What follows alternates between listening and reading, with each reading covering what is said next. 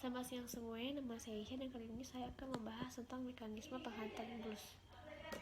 Mekanisme penghantar impuls terjadi dalam dua bagian, yang terutama pada sel saraf itu sendiri dan yang kedua terjadi pada sinapsis.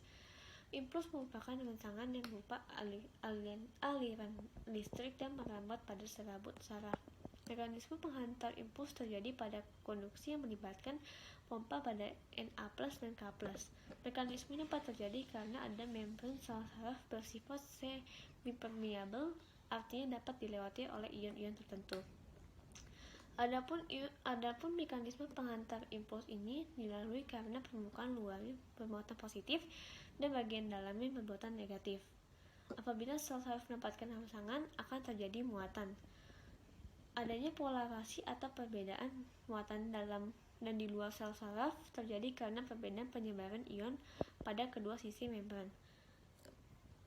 Oleh karena itu, ketika datang rangsangan yang kuat, permeabilitas sel terhadap ion meningkat sehingga yang berada di luar sel masuk dalam sel saraf.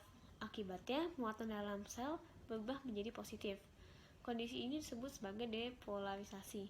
Proses ini terus terjadi hingga menyebabkan rantai reaksi, dan demikian impuls berjalan sepanjang akson atau disebut sebagai potensi aksi.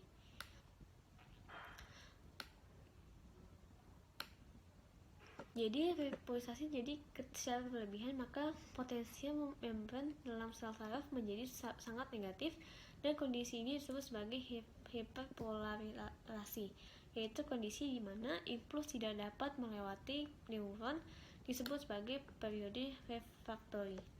Terjadinya potensi aksi menyebabkan impuls sampai di bagian bawah sinapsis, yaitu titik perbedaan antara sel saraf dengan sel-sel lainnya.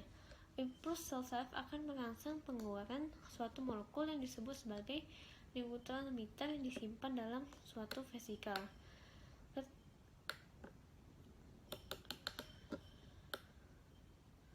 Selanjutnya ada proses penghantar impuls melalui sinapsis.